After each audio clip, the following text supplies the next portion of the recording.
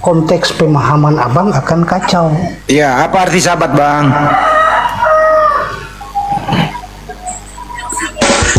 Bang, arti sabat apa? Bang, kutuk. Ini Arti sabat apa bang? ini mau apa ya? Mau dialog tentang tema atau nanya-nanya tentang agama atau ibadahnya orang Kristen? Apa arti sabat bang? Sabat merujuk kepada hari perhentian, yakni pada hari Artinya apa keenam bang? Tuhan Allah. Sabat itu hari apa bang? Sabat itu merujuk kepada hari yang dikuduskan. Hari apa bang? Kalau sekarang ini hari apa?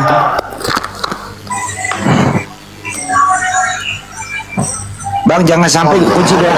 Bang, jangan sampai ini ada kunci dongkrak saya salah gunakan bang. Apa itu?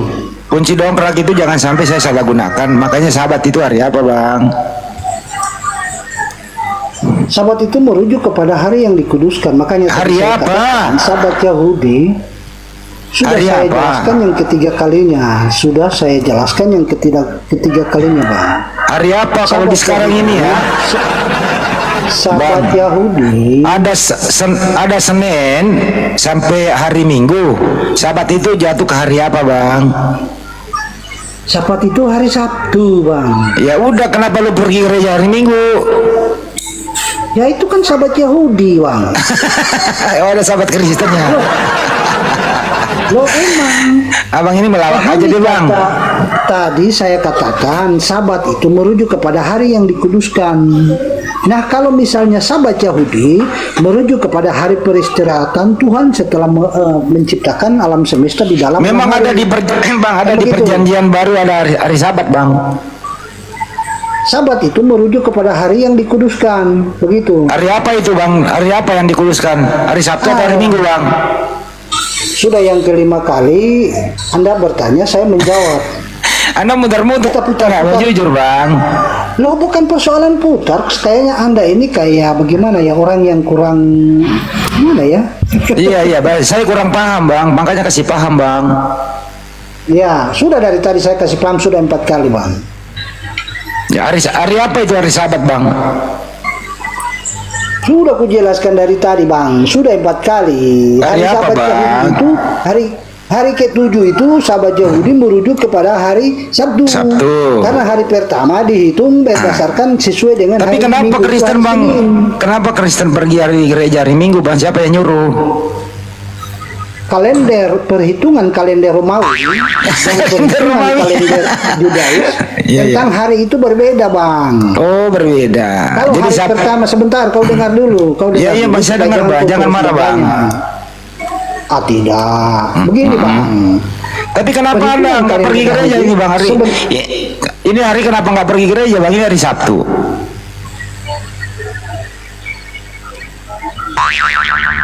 Kalau hari Sabtu kan Minggu menurut Anda.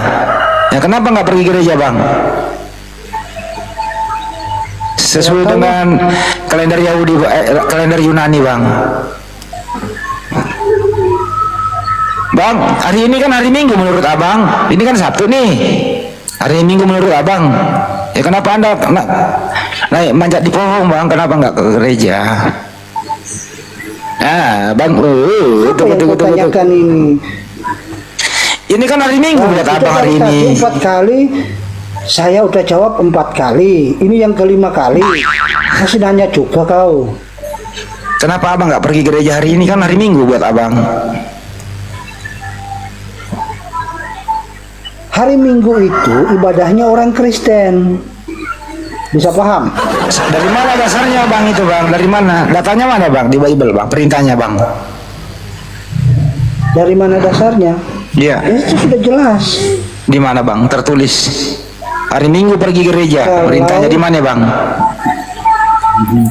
Kalau begitu saya balik nanya lagi, apa landasan hari Jumat itu ibadahnya orang Islam? Ada di Al-Quran bang, surat Jumat ayat 9 bang. Oh itu sholat ya? Perintah Iya, sholatnya perintah. ada tidak? Ada landasannya? Perintah ada. ada landasan sholatnya? Saya ada di Al-Quran ada perintahnya sholat Jumat. Nah sekarang ke hari Minggu bang, abang ini nanya balik. Saya udah jawab, abang berak kapur. Lah bang, ini sudah 4 kali kau bertanya bang. Hari Minggu perintahnya mana pergi gereja bang? Landasannya itu ada. Di mana bang tertulis bang? Landasannya enggak ada. Tertulis di mana bang? Bang, pergi gereja hari Minggu tertulis di mana itu? Coba buka data di Bible, kan ada Bible bang. Tadi abang nanya saya pakai Al-Quran, langsung saya jawab. Sekarang pakai Bible. Nah buka Biblemu, ada nggak di situ perintah Yesus pergi gereja di hari Minggu bang? Coba buka. Loh saya diundang naik ke atas ini untuk bincang-bincang ringan saja ya, nggak ada tema tuh. Mulai ngaco. Emang kamu diundang bang? Loh saya diundang. Gak ada yang undang, kamu minta permintaan naik kok kamu. Oh kalau gitu ya udah saya turun aja. Kalau ya turun lah bang, kenapa nggak bisa diskusi bang? Hanya imani saja toh. Bukan persoalan nggak bisa diskusi. Ya udah, ya udah mana buka. Ya udah kalau gitu kamu buka Bible, cari di situ perintah Yesus pergi gereja hari Minggu. Cari. Orang Kristen dengar. Kristen dia tidak merujuk kepada apa yang dikatakan oleh Tuhan Yesus bahwa hari sekian beribadah, tidak. Oh jadi Kristen itu begitu. Tidak. Kristen itu buat aturan sendiri. Dengar dulu. Buat aturan sendiri.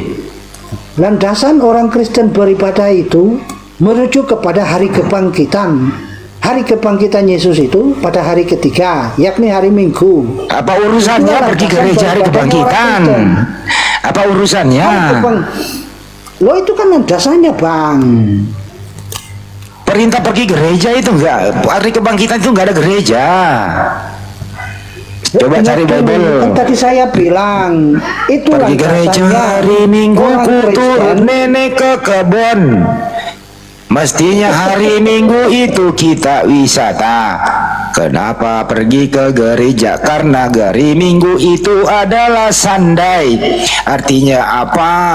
Budaya pergi menyembah dewa matahari di hari Minggu. Bahasa Inggrisnya aja Sunday.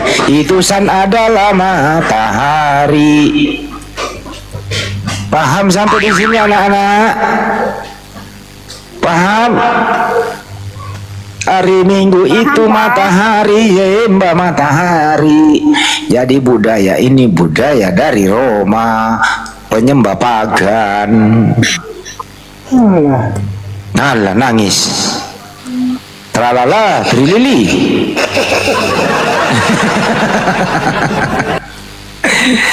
Yesus tidak pernah perintah pergi gereja.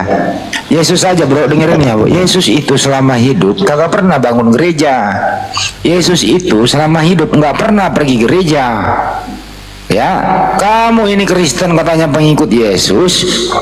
Tempat ibadahnya Yesus beda dengan tempat ibadahmu. Hari ibadahnya Yesus beda dengan hari ibadahmu. Jadi kalian itu sebenarnya bukan pengikut Yesus, tapi pengikut Luciana.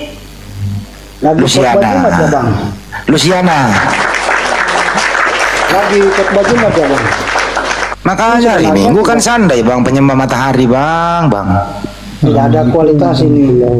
Ya memang nggak berkualitas saya bang, karena ilmuannya nggak nyampe. Anda ini diskusi hanya berdasarkan imani, akal mati. Tadi cuma nyanyi-nyanyi saja. Akalnya dimatiin bang, makanya akal bang, akal dipakai bang. Dalam kekristenan. Tapi kau sok tahu. Memang ini Kristen yang paling pintar bolak-balik fakta. Kau sok tahu lah bang. Namanya juga apa ya? Lo dari tadi kau nyanyi-nyanyi nggak jelas itu. Ya kalau nggak jelas ngapain Anda dengerin bang? Lo kalau memang mau dialog ya dialog. Ya dari tadi kita dialog, emang kita kali boker. Orang dialog kok dari tadi. Kau nyanyi-nyanyi doang. Orang dari tadi dialog kok nggak merasa apa ya? Lah, dari tadi kok ada abang nyanyi, padonku ada 5 tuh. Emang kamu pergi gereja nggak nyanyi bro? Gereja ngapain? Nyanyi kan? Nah, dari tadi abang dialog apa nyanyi? Dari tadi kan nyanyi. Emang kamu pergi gereja hari Minggu nggak nyanyi? Alah. Ke gereja kamu nyanyi Coba apa lah, jingkrak? bang, coba dewasa dikit lah. Kamu yang nggak dewasa dari tadi minta datang nggak mau. Baper dia Bang Handi, baper. Dasar bocah. Lah,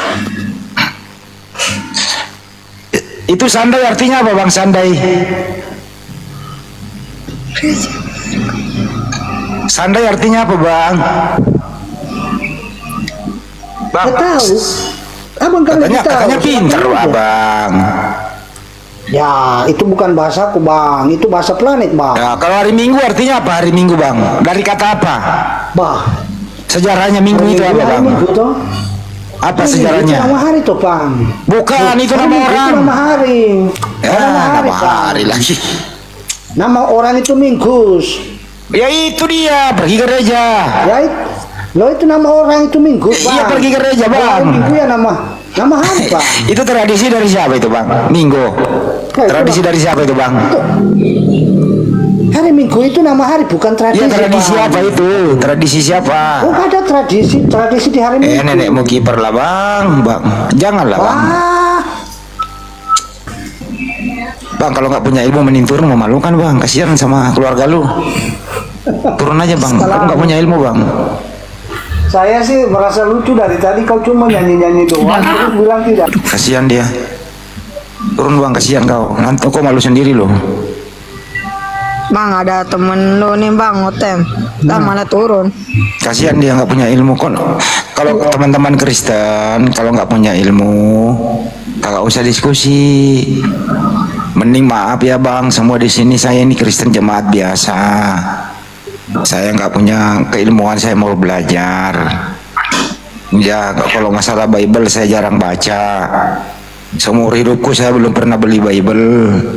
Itu pun kalau saya pergi gereja, ya pendeta hanya mengajarkan saya kasihilah musuhmu. Mari kita berbagi atas Tuhan. Mari kita ada perpuluhan untuk Tuhan. Nah, paling itu kan dibahas di gereja. Ya silakan saja gitu loh. Baru kau boleh nanya lah. Itu daripada kau sok tahu naik tapi kau nggak ngerti apa-apa, malah berbalik lu mengatakan gua nggak ngerti apa-apa, padahal lu sendiri kan kasihan gitu loh. Siapa bang? Ya siapalah. Ini tadi yang saya tunggu ya Bang Handi, sebentar izin Bang Handi. Ya.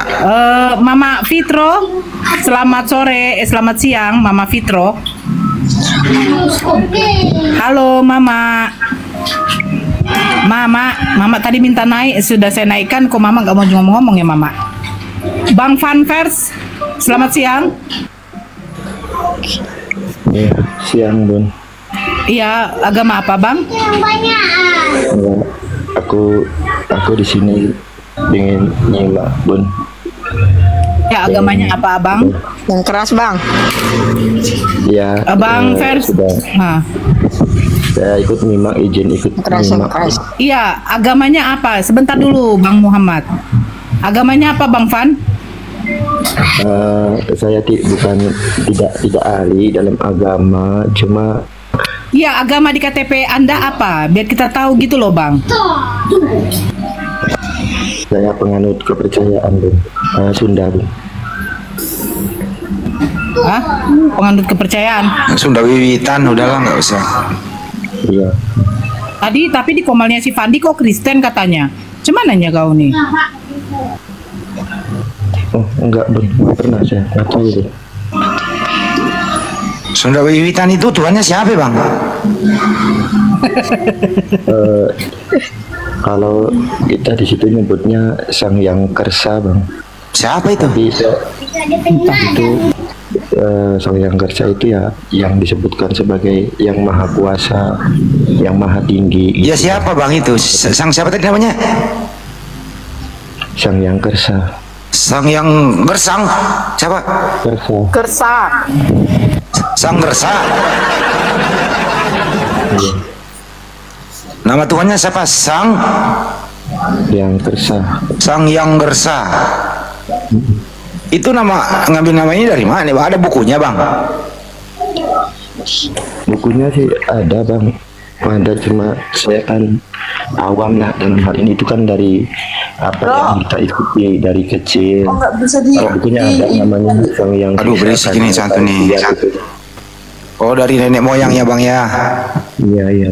Tapi Anda belum pernah pegang bukunya itu ya bang ya?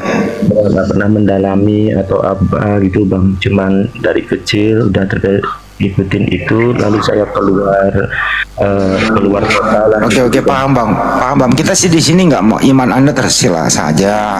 Kita di sini, waduh Muhammad juga berisik. Aduh kenapa sih kalau naik berisik gitu loh? Orang lagi ngobrol juga.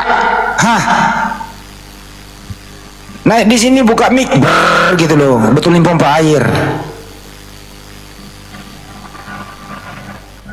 Kami di sini nggak mau menghakimi abang mau beragama apa ya, terserah abang aja sih. Gitu ya.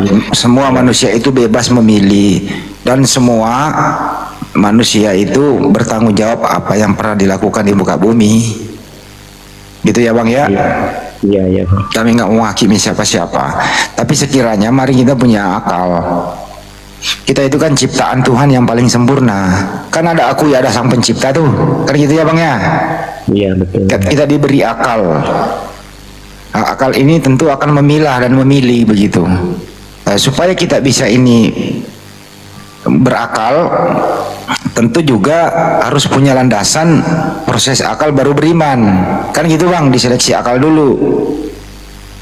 Nah bagaimana caranya? Ya tentu harus punya kitab suci. Kitab suci itu dari mana? Ya dari yang menciptakan kita.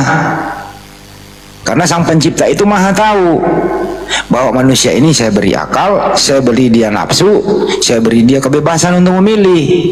Abang dan saya punya kebebasan. Anda memilih Sunda Wiwitan, saya memilih Islam. Nah, masing-masing orang bertanggung jawab. Itu aja kalau diskusi secara globalnya. Tapi kalau membahas ke dalam kan, saya tentu nggak mengajak Anda terlalu ke dalam karena abang nggak punya kitabnya. Tapi kalau Anda mau belajar tentang Islam, ya tentu basicnya dulu gitu loh. Jangan langsung ke tasawufnya, ke syariatnya dulu, kan gitu. Ke tasawufnya. Manusia menentukan pilihan menjatuhkan gitu. Ya gitu Pak. Jadi abang umurnya berapa sekarang? 37 38 bang. 30. Masih tinggal di Jawa Barat ya bang? Masih. Tapi nggak di kota kelahiran, bukan di kota kelahiran, bukan di kampung yang kemarin saya dapat ajaran-ajaran itu bang dari kecil itu udah keluar, udah merantau. Tapi di KTP apa bang tertulis? Kepercayaan aja bang. Oh kepercayaan gitu ya? Iya. Karena belum boleh kalau ditulis sebagai Sunda Wiwitan sama pemerintah bang. Belum bisa diakui. Selama ini abang kalau beribadah siapa tentu bagaimana caranya bang sampai yang beri contoh? Dulu dari kecil sih ke tempatnya itu namanya Pamunjungan bang. Ada tetua tapi itu dulu bang. Pamunjungan gitu? Iya namanya. Kumpulan para tetua apa di situ. Ada rumah ibadahnya bang? Ya itu bang, Pamunjungan itu bang. Semacam apa itu, gedung? Ya panggung, aula panggung gitu. Oh panggung. Itu ya semua seperti tahunan ataupun apa gitu. Kalau kita misalkan di kampung dulu saya ingat itu misalkan kita kekurangan air seperti misalkan musim kemarau atau paceklik, kita akan semua ngumpul di situ bang. Lalu ya begitulah. Tapi saya nggak terlalu itu ya, karena dalam usia berapa itu saya sudah merantau itu keluar. Jadi ada pemuka agamanya ya bang ya? Ada tetua bang. Ketua gitu ya? Tetua itu. Ada nggak sih abang ini kok merasa mau introspeksi diri bahwa kok aku yang aku lakukan selama ini kok kira-kira menurut abang ada yang keliru nggak sih dalam diri Anda itu tentang akidah Anda sekarang? Ada apa sih apa ya sedikit lingkari akal dan hati itu kadang ada Ya, benar. gitu. Ada ya Bang ya? Ada Berarti akal Abang masih bisa ditolong. Aduh, sorry. itu kan kalau itu apa yang kita yakin itu kan dari apa kitab yang Sang Yang Siksa Kandang Karsian itu kan berawal katanya dari para raja-raja Sunda terdahulu sebelum ada agama-agama lain gitu loh Bang. Tapi kan gini loh Bang, sebelum itu jadi gini Bang, sebelum Islam masuk ke Nusantara waktu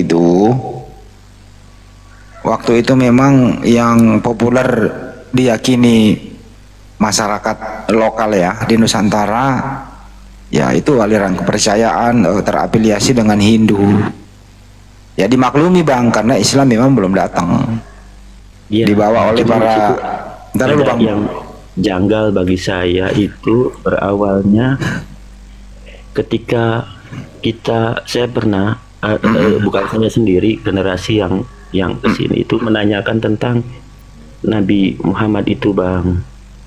Ya maaf ya Bang ya, nggak apa-apa bagus. Ya, jadi maaf ya. Jadi gini Bang ya, jadi saya mulai dari awal dulu ya. Enggak Bang, Abang jangan dipotong dulu ya. Yang muncul kejanggalan di saya maksudnya Bang. Abang jangan dipotong dulu nanti kok sampai ke Nabi Muhammad SAW gitu ya. Enggak, saya ulang dulu cerita Bang. Ketua kami itu mengatakan menjawab gitu Bang ketika kita Sabar ya Bang Fan, biar dijelaskan gitu loh Bang Fan, gantian. Silakan Bang Andi. Ya kita mulai dari awal dulu. Nanti Abang dibawa netizen juga, jangan jadi moderator, dibawalah gitu ya. Kita maklum kok Anda mau beragama apa, keyakinan apa. Jadi Anda harus tahu dulu, kita ini kan generasi muda, kita harus ngerti sejarah. Jadi sebelum Islam masuk Nusantara kan memang aliran ini sudah ada. Kepercayaan ini dimaklumi lah, karena memang Islam belum masuk.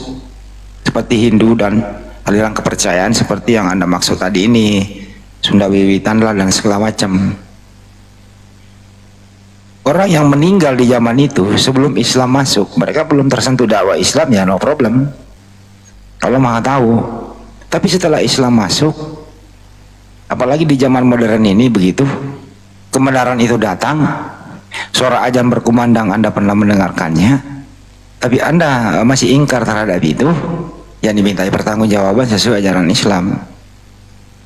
Tapi Islam itu kan nggak memaksa, hanya menghimbau, gitu Bang. Nah, Abang sendiri kan udah mulai ada keraguan, ada sesuatu yang keliru tentang itu, gitu ya Bang ya. Nah sekarang giliran Abang, kenapa tadi Anda nggak usah ragu Bang kalau menyebut kenapa Nabi Muhammad SAW. Ya silakan Bang ditanggapi apa mau bertanya, silakan. Buka mic-nya Bang. Jadi pernah bertanya ke tetua itu mengatakan ya Nabi Muhammad itu saudara muda dari Nabi Adam gitu, yang termuda, saudara yang termuda dari Nabi Adam. Dan tetua itu mengatakan bahwa kita ini ajarannya dari nenek moyang yaitu Nabi Adam. Nah di situ kan, sementara kalau melihat di kitab yang Sang Yang Siksa Kandang Karsian, di situ yang ada kan nggak ada Nabi Adam Bang. Makanya ini kok jadi bercampur dengan apa ya, katakan dengan ajaran Islam gitu Bang. Makanya sebenarnya apakah semua agama itu kitabnya itu punya itu dengan kitab Islam gitu. Tapi setahu saya sih nggak ada gitu Bang. Kalau yang dari Sang Yang Siksa Kandang Karsian itu kan dari raja-raja dan lain sebagainya, di situ banyak menyebutkan nama dewata atau apa yang punya alam, ada buana, disebut buana, alam itu buana puncung, buana segala macam tuh. Tapi tiba-tiba muncul sekarang ada kok Nabi Adam. Itu. Oke, cukup. Iya bang. Ya. Jadi saya ada keraguan lagi di situ, tapi keraguan saya ini merujuknya ke kok kenapa ada Islam yang diitukan gitu nih? Maksudnya bang, ada Nabi Adam tadi gitu nih bang. Oke. Nabi Adam itu manusia pertama yang diciptakan di muka bumi, beranak cucu. Sampai ke Nabi Muhammad SAW. Jelas itu Nabi Muhammad silsilahnya sampai ke Nabi Adam. Semua para nabi itu mempunyai kaum, gitu ya. Ya kaumnya Adam udah lewat, kaumnya Musa udah lewat, kaumnya Daud udah lewat, kaumnya Nabi Isa alaihissalam udah lewat. Terakhir Nabi Muhammad SAW untuk seluruh umat manusia. Semua para nabi itu ada kaumnya. Kalau Nabi Muhammad tidak berbicara kaum, tapi ya ayyuhan nas, untuk seluruh umat manusia atau rahmatan lil alamin. Ini bahasa sederhananya saja. Saya juga bukan ustaz. Untuk itu alangkah sombongnya seseorang manusia kalau kebenaran itu datang tapi masih berpatokan kepada kebenaran dia yakini zaman terdahulu, padahal sudah ada yang datang yang mengoreksi kebaikan. Semua para nabi itu muslim bro, kagak ada tuh nabi kafir, kagak ada nabi beragama lain, kagak ada satupun nabi yang beragama atau beraliran Sunda Wiwitan, gak ada. Kagak ada nabi itu aliran kepercayaan aneh-aneh. Semua menyembah Allah Subhanahu wa taala.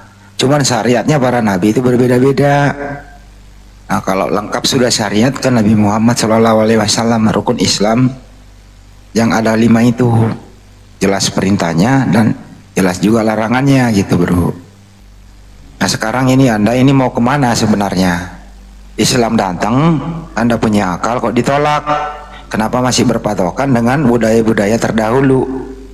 Ibarat kata orde lama sudah selesai, orde baru itu datang, kemudian ada orde reformasi. Kenapa Anda masih bertahan di orde lama? Bukankah itu sudah usang? Sekarang sudah reformasi. Gitu kira-kira kalau dalam bernegara ya. Sekarang presidennya udah Jokowi, bukan lagi Pak Karno, Bung Karno gitu. Kenapa Anda masih menganggap Bung Karno itu adalah presiden?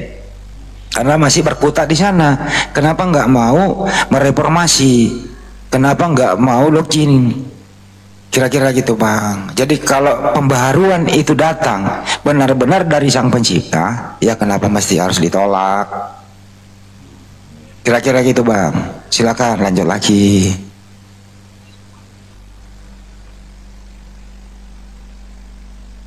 Silakan Bro Pan. Buka mic-nya. Bang Fan, dibuka mute-nya, saya undang dulu. Iya bang. Oh, udah, ya lanjut. Nah, apakah tadi ketika yang sudah lewat itu berarti sudah tidak diakui, tak bang? Oke, saya jawab. Yang sudah lewat itu tetap kita imani. Ya beriman kepada para nabi sebelumnya. Ya kita harus menghormati para nabi itu, nggak boleh dihujat tuh nabi. Di ajaran Islam itu ada 25 nabi tertulis di Al-Quran, wajib untuk diimani, wajib untuk ditinggikan, wajib untuk dibela, bukan direndahkan, bukan namanya dipakai untuk dijual, disalahgunakan seperti Sunda Wiwitan memakai nama Adam, tapi disalahgunakan penempatannya. Ini dimintai pertanggungjawaban. Kalau Islam itu menempatkan para nabi sebagaimana mestinya, kita harus hargai, hormati, muliakan para nabi itu, bahwa pernah ada sesuai dengan kaumnya. Gitu ya. Sama dengan sekarang ini. Sekarang ini zaman reformasi, Presiden Jokowi. Kita harus tetap menghormati presiden-presiden sebelumnya. Kita nggak boleh menghinakan dia. Tanpa dia bagaimana? Gitu loh. Pak Harto kita hormati almarhum, Abdul Rahman Wahid, Bung Karno, Habibie, Bung Karno presiden pertama. Itu harus kita hormati. Tapi jawabannya sudah lewat. Nah, begitulah Islam. Kira-kira gitu bro. Mudah-mudahan paham. Silakan. Iya, tapi kan kedudukan dari apa sih bahasanya, kalau itu bisa disebut ekstensi ya bang ya, presiden itu sendiri kan nggak berubah kan Bang. Artinya kita ketika menuju kepada satu Tuhan, gini Bang, jadi saya pernah bertanya juga ke ketua kita bahwa Tuhan kita ini semua sama, satu gitu. Siapapun itu, mereka menganut kepercayaan apapun, Tuhannya itu sama. Tuhan yang maha kuasa, maha tinggi, maha berkehendak. Itu yang ada berada di apa ya, kalau kita di sini ada alam yang tertinggi itu yang di atas alam makhluk, lalu di bawah itu ada alam neraka yang terendah. Nah Tuhan kita itu sama ke sana, dan kita itu punya jalan atau punya rute dengan pegangan masing-masing gitu. Nah tapi kita akan nyampe di sana sama gitu. Itu gimana tuh Bang, seperti itu Bang? Ya, itu namanya, kalau maaf ya Bang, itu namanya cita-cita. Oh. Sudah datang seorang Nabi Muhammad Sallallahu Alaihi Wasallam. Ya, itu berurutan Nabi itu datang kepada kaumnya Nabi Muhammad untuk rahmatan lil alamin. Anda nggak mau ngikutin itu, tapi Anda mencari alternatif lain dengan bangga dan sombong dan angkuh mengatakan ya kita nanti ketemu di surga. Ya itu hak Anda gitu loh, nggak ada, no problem. Islam nggak mengganggu itu. Kami hanya menyampaikan, masing-masing orang bertanggung jawab. Presiden itu jabatan, presidennya orangnya bisa berganti. Nabi juga begitu, gelar yang diberikan oleh Sang Pencipta kepada Nabi dan Rasul itu kepada kaumnya, tetap itu selalu ada, orangnya berganti seiring dengan perkembangan zaman. Zaman Nabi Adam, ya syariatnya Nabi Adam yang berlaku, tapi Tuhannya satu. Cara ibadahnya ya sebagaimana syariatnya Nabi Adam, sampai ke Nabi Musa, Nabi Daud, sampai ke Nabi Isa alaihissalam. Yang terdekat aja deh, dia untuk diutus kepada Bani Israel, kan begitu. Syariatnya berbeda, syariatnya ikut syariat Musa, hukum Taurat. Kemudian datang Nabi Muhammad SAW, tetap sembahannya satu, syariatnya yang berbeda-beda. Nah syariat yang paling komplit adalah syariat yang dibawa oleh Nabi Muhammad SAW. Saya rasa Anda juga kok kadang-kadang keislaman nggak sadar itu, pas bangun mengingat, pas tidur mengingat, pas kerja mengingat. Ada nggak sih yang tidak bisa diakomodir oleh Islam di dalam kehidupan manusia ini? Hanya manusia itu aja yang sombong. Sebenarnya itu Anda melaksanakan ajaran Islam, tapi Anda aja mengingkari, tidak sadar tentang itu. Buktinya kalau kadang-kadang Anda ketiban masalah langsung istighfar kok, langsung ya Allah, astagfirullah. Itu sudah lazim, itu namanya naluri manusia. Cuman sombong aja, nggak mau secara permanen untuk berikrar. Kenapa masih dipengaruhi kesombongan dalam hati? Ya itulah tadi yang saya maksud. Ya mari kita pergunakan akal kita, hidup ini cuma sekali bro. Nah, untuk mengenai masalah rute ke surga gitu ya, ya orang bisa aja orang menyembah pohon, nikmat dia menyembah pohon, happy dia menyembah pohon. Terus kemudian ya kami dengan begini masuk surga, ya silakan saja. Tapi apa dasarnya apa gitu? Kira-kira gitu bro, silakan. Iya Bang, kalau saya melihat kan beberapa yang lain itu ada kemiripan dengan kita. Artinya di situ saya udah nggak begitu. Cuman ada dua ini Bang, dari ini agennya Bang, bukan nggak ada unsur apa-apa. Saya kan sedang mencari pengetahuan Bang. Katakan saya nggak apa-apa. Kencangin aja Bang, kencangin aja nggak apa-apa. Diskusi itu boleh kenceng kok. Kencangin aja. Mencari pengetahuan. Nah, kalau di kemarin saya pernah nanya itu, yang itu Islam itu kan katanya begitu masuk itu maka suci. Ketika orang itu yang tadinya non Islam masuk ke Islam itu jadi suci, artinya tidak berdosa. Nah lalu Kristen itu ada penebusan dosa. Nggak usah bawa Kristen Bang, Anda ke Wiwitan aja, jangan bawa Kristen. Kita jangan bahas ke Kristen deh. Enggak, maksudnya kalau di yang Nggak usah bahas agama lain kan, nggak ada Kristen nih. Saya Muslim, Anda Sunda Wiwitan. Ya itu aja argumentasinya gitu. Jangan bawa Kristen. Nah, oke Bang. Berarti itu yang masuk ke Islam terus suci gitu kayak gimana Bang? Itunya Bang, pengertian dari. Ya oke, saya jawab ya. Pada dasarnya manusia itu sebenarnya itu mereka Muslim. Anda dulu waktu masih bayi belum kena taklid hukum itu Anda Muslim. Artinya Muslim apa sih? Berserah diri kepada Allah, berserah diri kepada Tuhannya. Itu. Nah nanti orang tua Anda lah yang membuat Anda seperti sekarang ini. Orang tua dan lingkungan.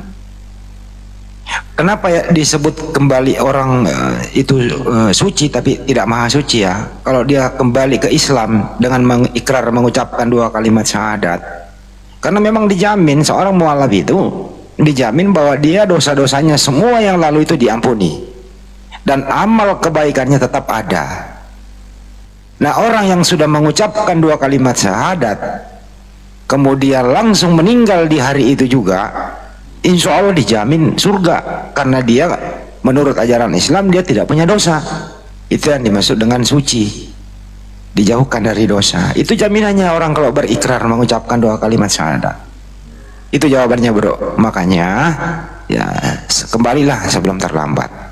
Jadilah tokoh di lingkungan Anda itu bahwa ya Islam itu memang agama Islam ya yang diridhoi oleh Allah Subhanahu wa taala. Di luar itu no. Ya. Segera login bro, jadilah sebagai tokoh. Minimal keluarga dulu diajak kembali ke Islam sebelum terlambat. Kira-kira gitu bro. Oke Bang. Terakhir Bang ya, saya jangan terakhir Bang, terusin Bang sampai sejam kek. Enggak Bang, soalnya saya di sini sambil kerja sih Bang. Ini baru mulai sebenarnya, cuma tadi masih bisa. Ini terakhir aja Bang, nanti barangkali lain itu saya masuk lagi ke sini Bang. Saya juga suka menyimak di sini gitu. Cuma ini terakhir aja, saya butuh apa ya, saya minta kalau boleh saran dari abang ini bagaimana saya melihat atau mengetahui sesuatu yang benar tadi Bang. Rumusnya itu dari apa, kita referensinya dari apa, bahwa ini benar, yang ini salah, yang ini nggak layak kita ikuti, yang ini layak diikuti, gitu dari apa Bang? Rumusnya akal Bang. Pertama rumusnya akal dipakai. Kita ini ciptaan Tuhan yang paling sempurna. Kita diberi akal, beda dengan binatang. Akal itu yang dipakai. Kalau akal itu yang dipakai, tentu akal mencari landasan supaya iman ini tidak bertentangan dengan akal, yaitu ada Al-Quran. Nggak ada kitab suci pun di luar Al-Quran bisa dikatakan suci, karena hanya Al-Quran itu dikatakan kitab suci karena sumbernya dari yang maha suci.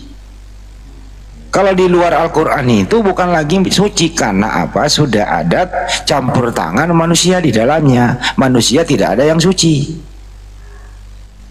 Nah, untuk itu akal dulu Bang. Akal difungsikan. Kalau setelah akal difungsikan, doktrin yang lama-lama itu dihilangkan, Anda akan merdeka dalam memakai akal Anda tanpa tendensi dan intervensi siapapun. Saya rasa Anda akan memeluk Islam. Tapi ini saya nggak maksa. Sekali lagi intinya adalah akal. Kalau akal itu sudah jernih, pasti akan mencari. Mudah-mudahan Anda tidak salah menemukan. Artinya apa? Ya butuh kitab suci sebagai landasan dan butuh Nabi sebagai membawa risalah untuk memberi contoh gitu. Jadi umat Islam itu Bang beribadah itu tidak membuat ibadah sendiri, ada dicontohkan oleh Nabi kita Nabi Muhammad SAW. Ya beda dengan Sunda Wiwitan, mohon maaf. Semua yang dia buat atas leluhur buatan-buatan sendiri, dan itu tidak bisa dipertanggungjawabkan. Paham sampai sini ya Bang?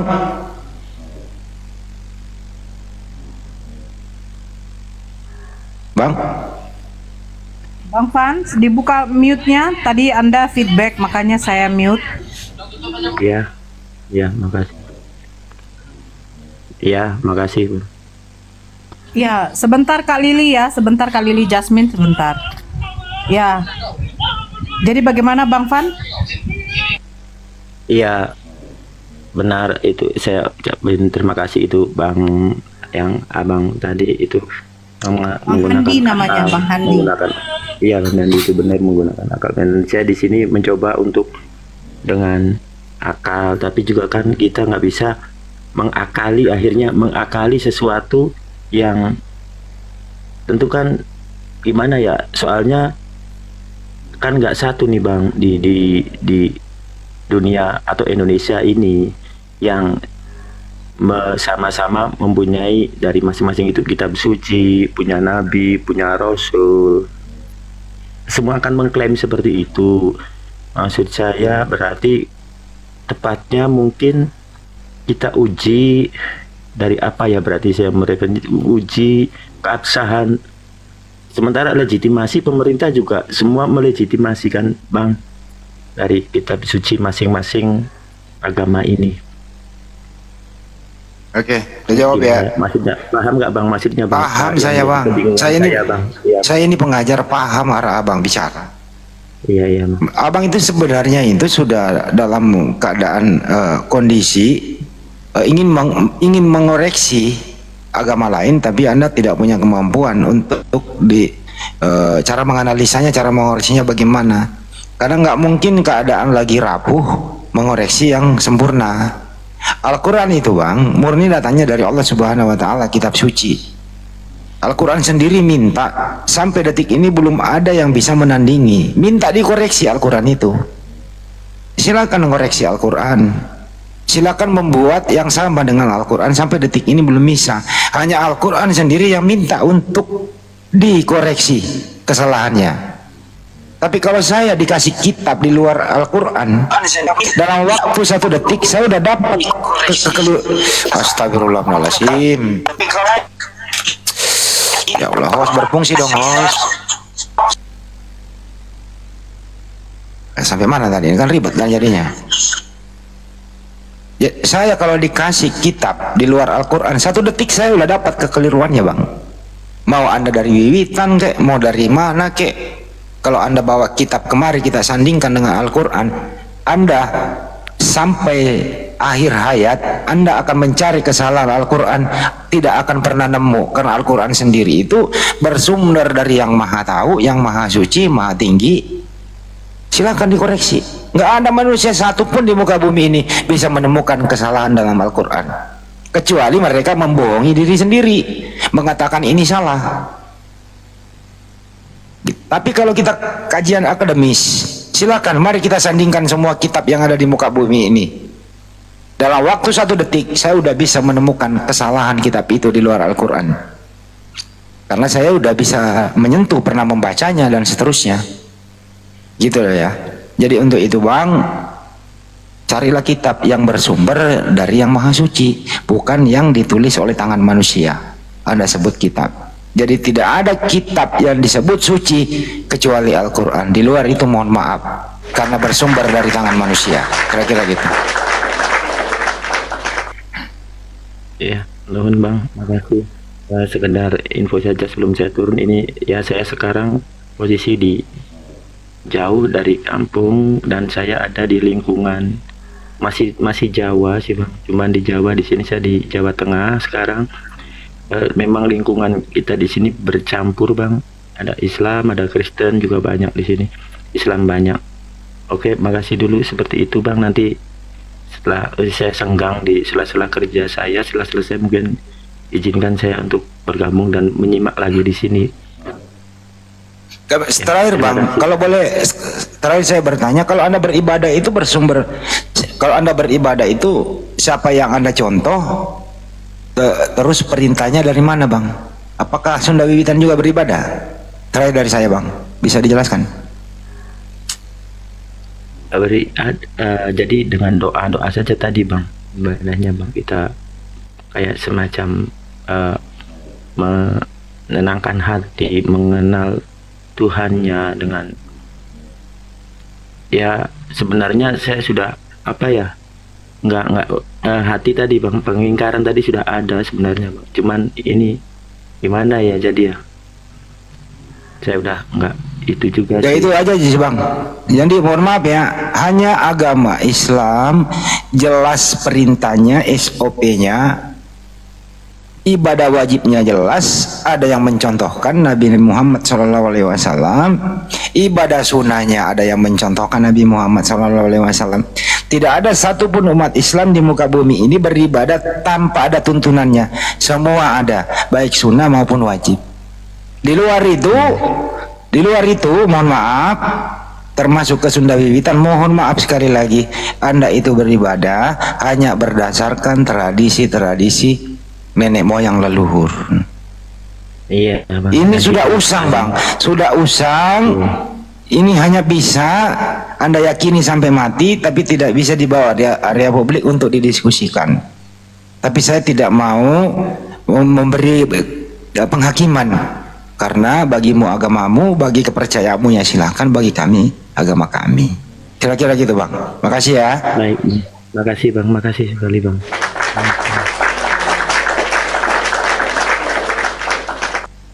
Oke, iya oke Bang Van. Kapan-kapan naik lagi ya Bang Van ya. Mudah-mudahan Allah memberikan hidayah, amin. Ini Kak Lili, Kak Lili, selamat sore, selamat siang, pagi, malam. Kak Lili Jas. Pagi siang malam kayak warung Padang. Kita kan open 24 jam Bang Andi. Open 24 jam. Kalilinya tolong dibaguskan dulu jaringannya tuh, lagi PMS itu. Bang Benalu hidup. Selamat pagi, siang, sore, malam. Pagi, siang. Siang. Agama apa Bang? Abangku agama apa? Islam, alhamdulillah Islam. Assalamualaikum. Waalaikumsalam warahmatullahi wabarakatuh. Ya silakan Bang, kalau ada yang mau disampaikan silakan. Enggak, mau bertanya sedikit kepada Bang Handi. Ini kan untuk pengikut Kristus sendiri kan, saya pernah dengar kalau Kristen Advent itu yang paling mendekat dengan Injil ya. Kagak. Yang membedakan dengan pengikut kayak Katolik, Protestan itu dengan Advent itu sendiri apaan Bang? Kira-kira? Semua masih trinitas kok mereka. Semua masih percaya Yesus mati di tiang salib menebus dosa mereka. Bedanya aja, beda-beda tipis saja. Apa itu? Ya Advent itu gurunya dari Amerika, seorang perempuan evangelis, siapalah namanya ya. Terus kemudian itu dia mengambil Torah dengan 10 perintah Tuhan. Dengan ya termasuk Imamat 11:7, tidak makan babi, tidak minum anggur, apalah segala macam. Terus kemudian ya dia di hari Sabat. Ya padahal sebenarnya kan hari Sabat untuk Yahudi, bukan untuk mereka. Jadi mereka ini sebenarnya ya kalau menurut saya ya maaf kata, nah, itu hanya kebahagiaan menurut mereka. Tapi kalau didiskusikan nggak kena juga tuh. Itu kira-kira Bang. Ya tapi Kristen Advent tidak makan babi juga Bang. Ya bukan masalah makanan aja hidup ini, kan masalah ibadah juga. Ya. Bang. Masih mereka juga mengatakan Yesus Tuhan kok. Ini lebih fatal kan. Jadi sebelum ke syariat ya lihat dulu usulnya. Pokoknya dulu sebelum ke syariat. Syariat Yahudi juga itu. Syariat Yudaisme untuk Nabi Musa kan. Syariat mereka yang dia pakai. Tapi bercampur-campur juga. Apa sih syariat itu adalah prosedur, tata cara beribadah dan kehidupan sehari-hari baik. Atau artinya kalau di Islam itu hablum minan nas. Dan hablum minallahnya kan dicampur-campur. Berhubungan kepada Tuhannya siapa, berhubungan sesama manusia ke manusia siapa, dan ibadahnya seperti apa. Campur-campur juga Bang. Oh, berarti intinya sama aja ya Bang. Sami mawon makan rawon. Ya. Ini Kak Lilinya udah apa nih? Udah standby. Iya. Iya. Ya, izin ya Bang Benalu ya, kita nyimak aja dulu yang Muslim ya. Iya. Kak Lili, agama apa Kak Lili? Selamat siang kalau menurut waktu Indonesia Barat. Agama Muslim. Insya Allah Muslim. Halo. Ya, silakan. Waalaikumsalam. Saya ada yang mau menanyakan. Saya maaf bagi kalian semua. Saya bersuamikan orang Belanda, tapi alhamdulillah dia mualaf, ya. Insya Allah, ya. Terus ada yang mau saya tanyakan, teman-teman saya banyak orang Indonesia yang awalnya Muslim, mereka jadi ateis, tinggal ke negara yang berbeda. Terus ada yang sampai masuk Kristiani, tapi saya tetap berteguh karena memang Muslim dari lahir. Dan saya bagaimana cara saya menerangkan pada teman-teman saya yang tiba-tiba sudah jadi ateis dan menjadi murtad, pindah ke agama lain. Bagaimana? Karena aku pernah menerangkan dan mereka tuh bilangnya, sudah kamu ceramah aja di masjid, nggak usah ceramah sama kita. Saling mengingatkan gitu. Bagaimana caranya? Oke, makasih Mbak. Oke. Jadi kalau udah selesai? Ya sudah. Oke. Anda di Belanda, di negeri orang yang memang agak berat menjalankan syariat Islam di sana. Ntar dulu Bang. Jangan dipotong dulu tuh. Dengerin dulu aja ya. Di mute dulu. Iya. Panora bantu mute dulu dia. Jadi memang seorang muslim itu kalau berada di apalagi di Belanda itu ya memang agak berat. Itu ujian memang di sana. Ya kalau nggak kuat iman ya terpeleset lah seperti yang ibu katakan, itu memang ada, itu fenomenanya ada. Ya tugas Anda sebagai teman gitu ya, sampaikan bagaimana. Ada 3 cara menyampaikan amar ma'ruf nahi mungkar itu. Ya pertama adalah kalau Anda punya kuasa ya pakai kekuasaan Anda. Kalau tidak, Anda udah benar tadi, dari itu adalah memberikan edukasi melalui ilmu dan ucapan, menyampaikan kata-kata baik kepada mereka sebagaimana perintah Al-Quran, udah ila sabili rabbika bil hikmah. Sampaikan secara baik-baik. Kalau dijawab ceramah di masjid aja ya mundur saja, Anda sudah lepas dari tanggung jawab. Tapi kalau Anda tidak bisa berbicara, tidak bisa menyentuh mereka, ya cukup dengan hati. Tidak setuju dengan tingkah laku mereka, itu selemah-lemahnya membela Islam. Jadi ada 3 cara Mbak. Pertama adalah ya lakukan dengan kekuasaan. Kalau Anda nggak bisa mengintervensi mereka, maksudnya berikan diskresi atau aturan, ya memang nggak bisa di sana, ya cukup dengan dakwah. Ya kalau nggak bisa lagi, ya mundur aja. Tanggung jawab Anda udah lepas. Jadi Anda nanti kalau meninggal nggak ditanyain lagi, teman lu kok terpeleset, kau diem aja. Anda udah menyampaikan, ya tugas Anda udah lepas. Kira-kira begitu. Dan ya setiap sholat ya doakanlah agar dia bisa kembali ke Islam. Semoga doa Anda diijabah, doa kita semua, saudara-saudara kita yang terpeleset kembali ke Islam. Amin. Kira-kira gitu Pak. Memang sulit untuk agama Muslim tinggal di luar itu, memang sulit. Apalagi kita, maaf ya, kita kayak dianggap untuk semacam teroris ya. Tapi saya kadang menerangkan karena saya juga punya kuasa. Mereka membawakan Bible, menunjukkan Bible kepada aku. Terus aku bilang, adakah diperintahkan di situ Nabi Isa Al-Masih, apa Yesuah, apapun itu dalam perjanjian lama apa perjanjian baru, dia dimaksudkan untuk dituhankan? Nggak ada kata-kata di situ. Mau dimanapun tidak ada.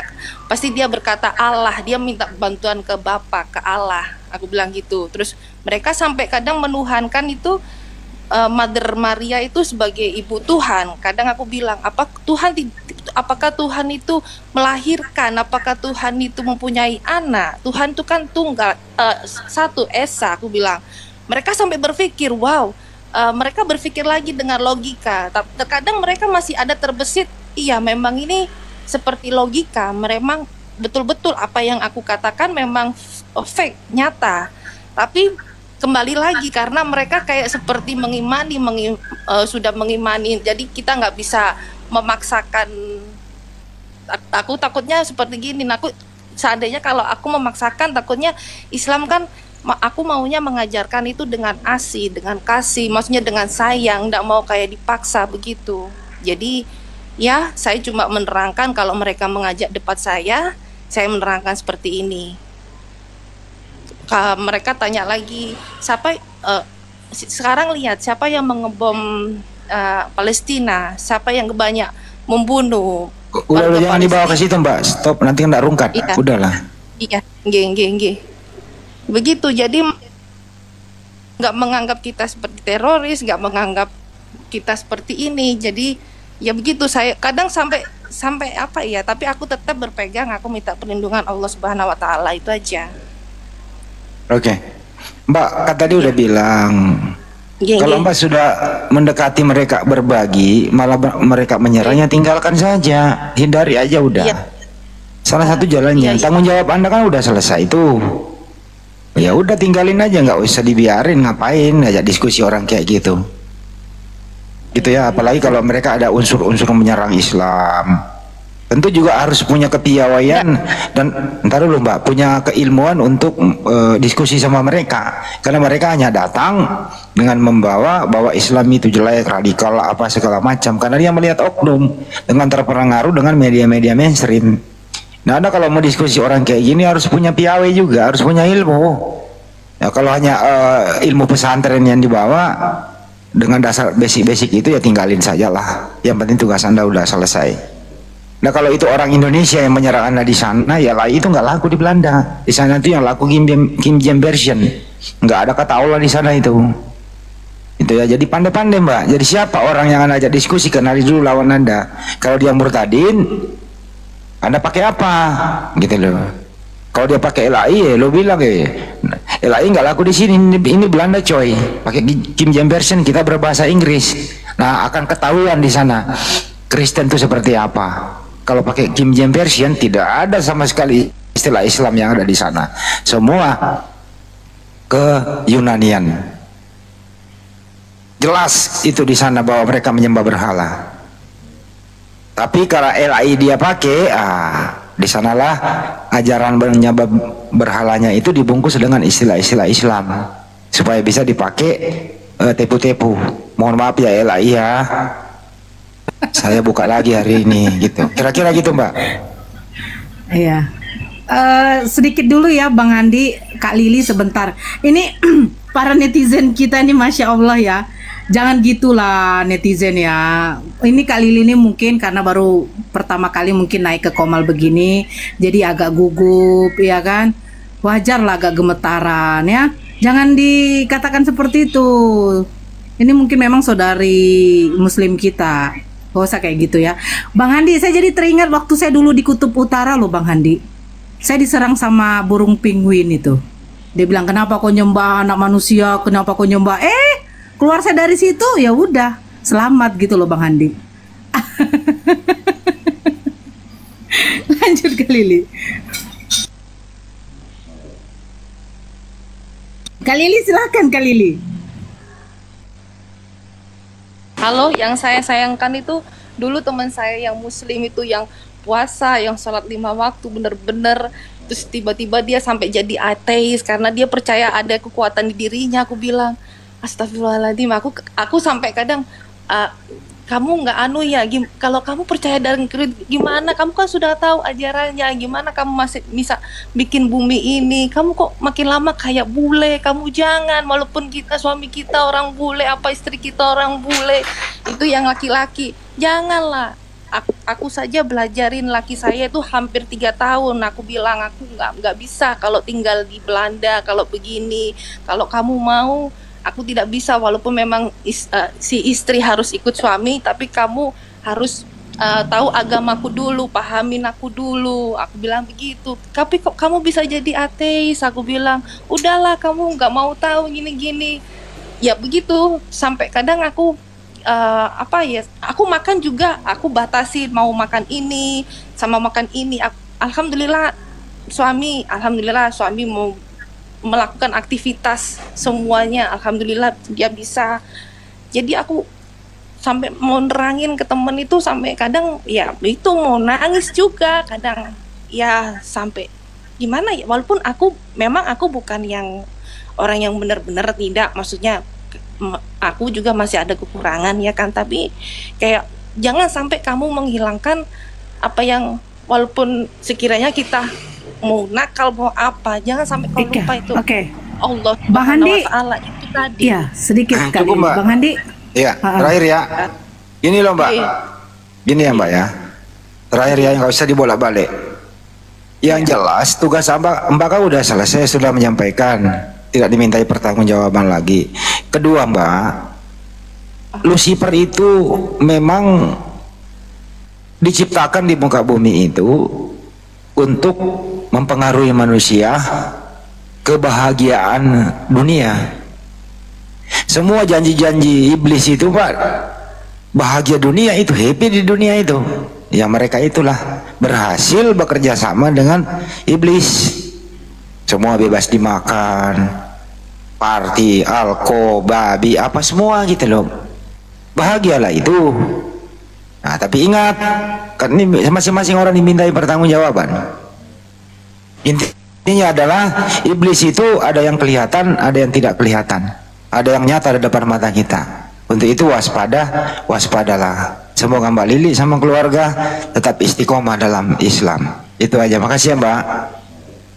Bismillah, insya Allah. Tapi maaf, saya kalau untuk berpakaian masih panjang-panjang. Tapi kalau untuk hijab, sepertinya kalau di luar tuh kayaknya tersiksa. Kalau kita mau pakai hijab itu selalu dilihat kayak takut gitu. Jadi iya Kak Lili, nggak apa-apa. Ini Mbak, ini aja Mbak ini aja pakai lengan panjang, sama sama topi yang menutupi kepala itu aja, jadi nggak terlalu kelihatan hijabnya, yang penting menutupi aurat. Udah. Iya, iya susah. Makasih ya sarannya, terima kasih. Iya sama-sama Mbak. Iya.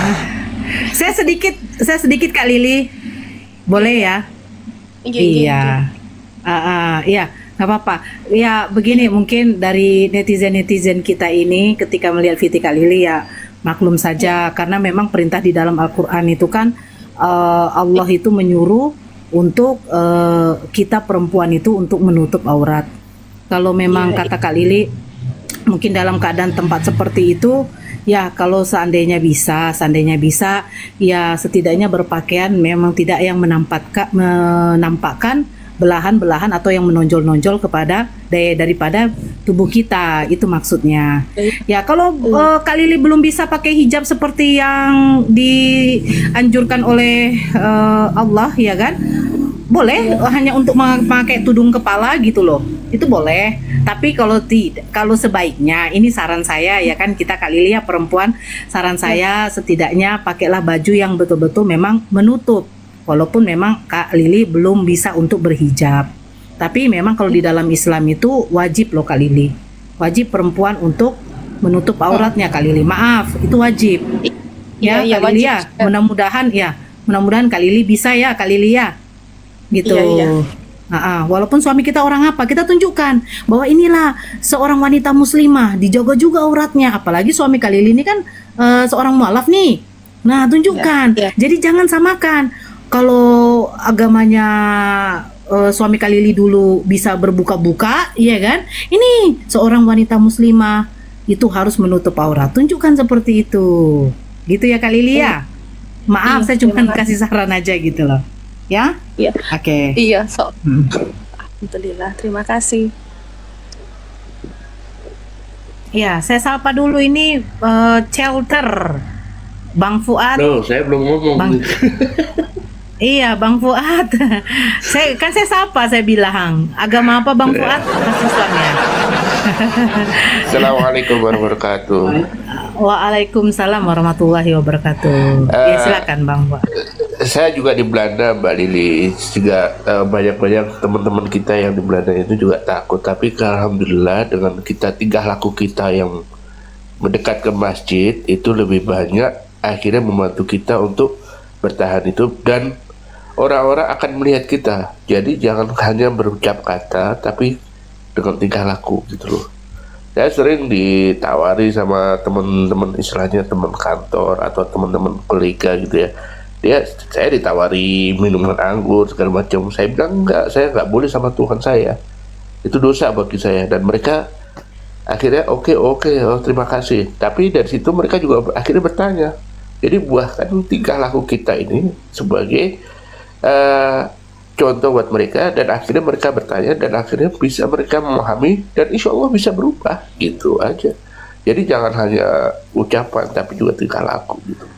Sering banget di sini dan banyak juga orang-orang Indonesia yang datang ke sini itu kaget gitu loh, kaget dengan kulturnya di sini. Contoh kata, mereka datang ke Belanda yang dari desa, belum pernah lihat minuman alkohol kayak yang di TV-TV itu, kayak vodka segala macamnya. Tapi begitu mereka datang ke sini, mereka lihat kok ini murah-murah, enak katanya. Akhirnya mereka beli, mereka coba, dan akhirnya kecanduan. Banyak sekali seperti itu. Dan juga ada yang datang dari Indonesia belum pernah kenal kasino. Pertama datang beberapa hari, datang ke masjid, lumayan bagus itu. Tapi begitu dia keluar dari masjid, larinya ke kasino gitu. Karena mereka belum kena apa istilahnya, di Indonesia tidak ada seperti itu, dan mereka mau mencoba-coba akhirnya kecanduan. Itu banyak kejadian yang saya lihat di orang-orang Indonesia seperti itu gitu. Jadi nggak kaget. Nah, cuman ya kita contohin sebagai kita saudara-saudara kita di sini. Ya, kalau itu lebih mendekat ke masjid, insya Allah lebih aman gitu aja. Dengan tingkah laku juga kita, mereka akhirnya meniru. Banyak kok teman-teman yang di sini yang dulunya saya sering bilang ke masjid, alhamdulillah sekarang banyak ke masjid juga kok.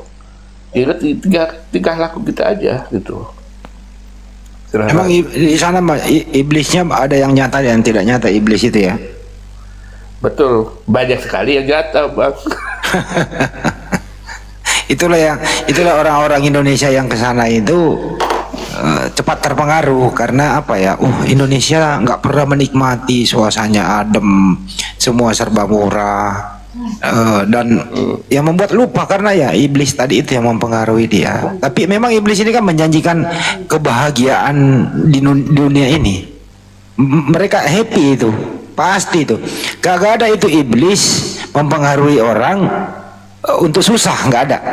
Semua happy party iblis itu, termasuk yang ada di Belanda. Ya, saudaraku Muslim yang sudah terpengaruh ya kembalilah. Ada Pak Puat di sana sebagai apa ya, sebagai motivator lah. Dipantau-pantau saudara-saudara kita yang di sana. Bang Puat, lanjut. Iya, ada juga. Bang Handi kok jadi gagap, Bang Handi? Katanya. Lanjut Pak Puat. Kok jadi gagap? Puat. Gue belum makan ini. Dari tadi pengen makan. Makanlah dulu, Abang. Masuk angin nanti. Tertunda terus. Karena dulu Bang. Ya udah gue rehat dulu. Saya ada organisasi Bang. Jadi di sini kita ada organisasi Indonesia yang mencakup untuk membantu orang-orang Indonesia di sini untuk masalah kesehatan dan masalah kepolisian. Jadi kalau ada orang Indonesia sakit malam-malam tengah malam nggak ada yang bisa bantu, mereka kontak kami dan kami siap bantu. Itu kami udah jalani selama 10 tahun dan alhamdulillah banyak orang Indonesia terbantu di sini. Dan dari organisasi ini juga banyak orang lebih mengenal Islam lagi. Orang-orang yang dulu Indonesia yang istilahnya Islam KTP, dan di sini alhamdulillah berubah jadi Islam yang lebih baik. Alhamdulillah. Jadi ya insya Allah coba kalau istilahnya banyakkan juga itu orang-orang yang dari Indonesia untuk menggait calon suami. Ya sistemnya seperti itu, mereka ke diskotik segala macamnya untuk cari calon suami. Sebetulnya itu salah, tapi mereka nggak tahu jalannya. Sebetulnya kalau mereka mau mendekat ke masjid itu banyak sekali orang Belanda laki-laki mencari istri orang Indonesia, banyak sekali. Cuman mereka mencari yang muslimah. Karena apa?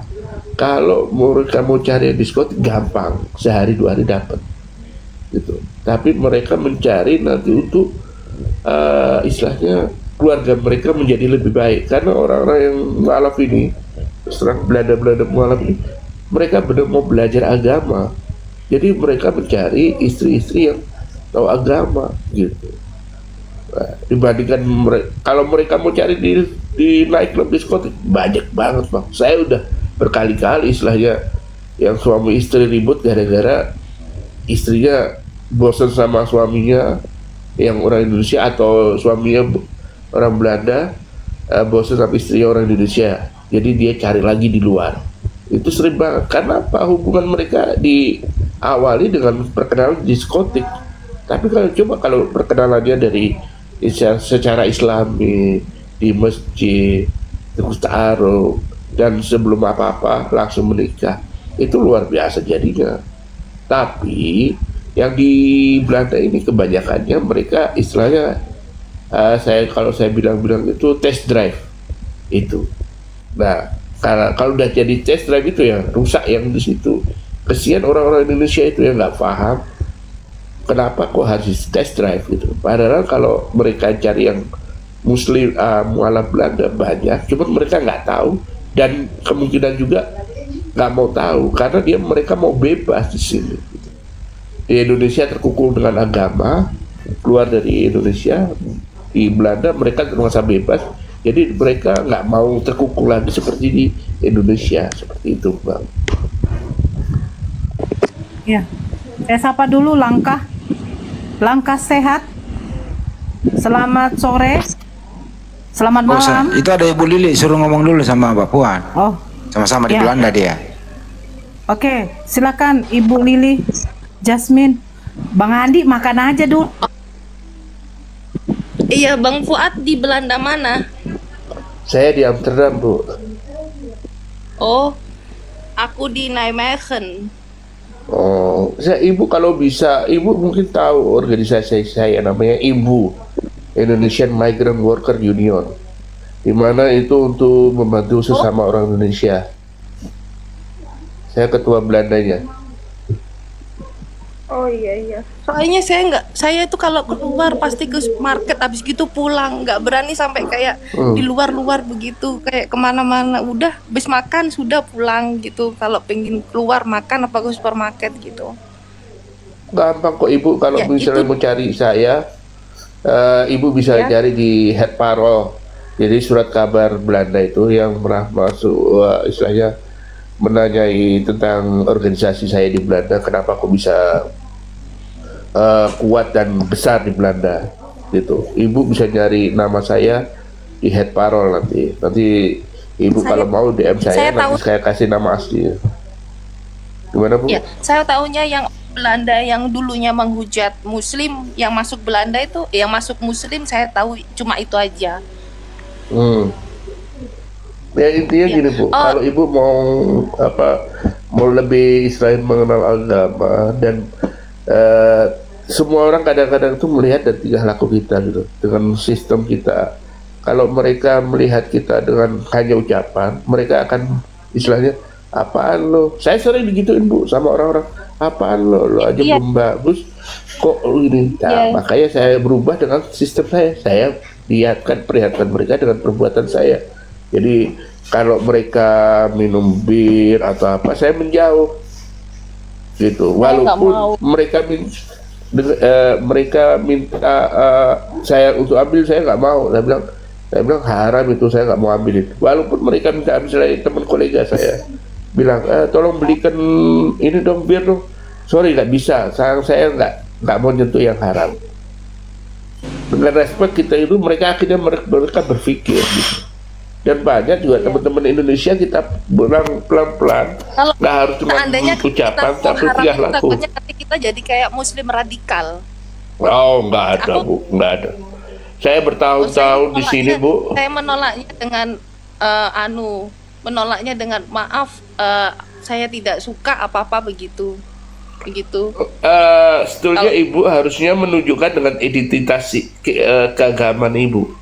Jadi kalau Ibu menunjukkan dengan identitas keagamaan Ibu, mereka akan akan respect kepada Ibu, gitu loh.